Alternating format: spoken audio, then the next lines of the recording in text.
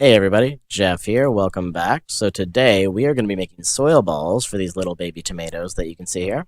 So it's basically the bigger version of the balls they're already growing out of that you can see. You can see some of the roots poking out.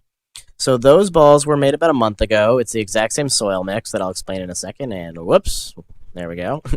So I made them about a month ago. The seeds were placed directly inside, and then I topped them with a layer of potting mix that you can see to the left of me. And it took them about a week to germinate inside my mini greenhouse you can see in my other video on top of a heating mat.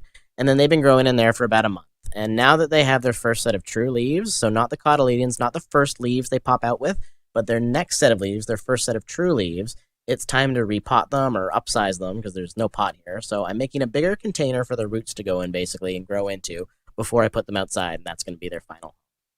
So the soil mix is about 5 parts of topsoil or garden soil, and that itself is 20% sand to 80% compost generally.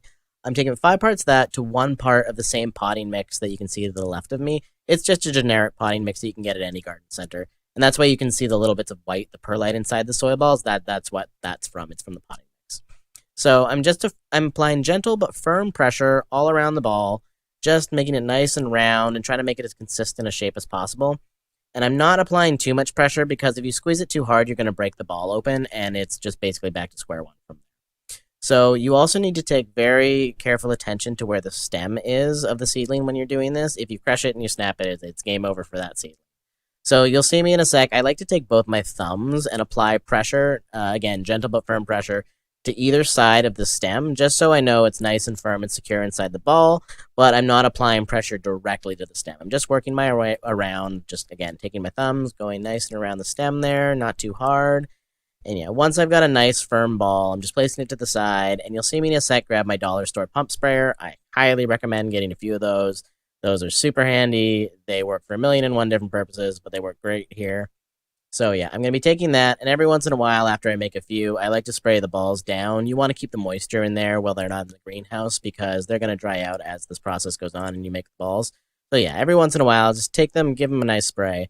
I'll do the same with the soil that I'm working with because you don't want that to dry out either. You don't want it soggy or too wet, but you do want a good amount of moisture and dampness in there because if it's too dry, the ball's not going to form properly. It's basically just like baking. You need a good amount of moisture in your dough or it's just going to be crumbly and it's not going to form properly.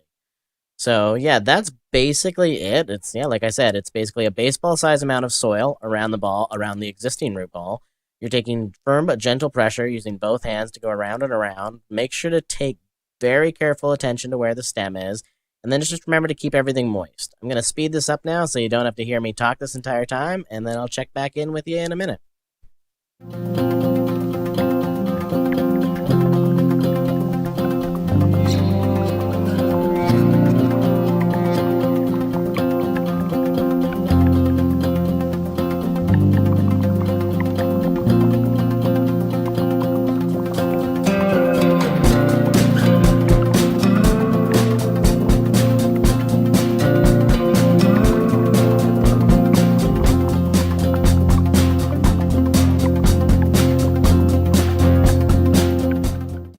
Alright, so these guys are all done.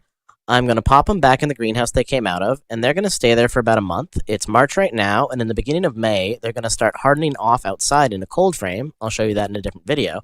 And then in the end of May, beginning of June, they will hopefully be in the ground on their way to producing tons of tasty tomatoes for us. So yeah, that's pretty much it. In a sec, I'll show you them back in the greenhouse all perked up. They're a little droopy right now. But yeah, that's pretty much it. Thank you guys so much for watching and sticking with us. You could like, you could subscribe, but whatever you choose to do, you're amazing, and have an awesome day.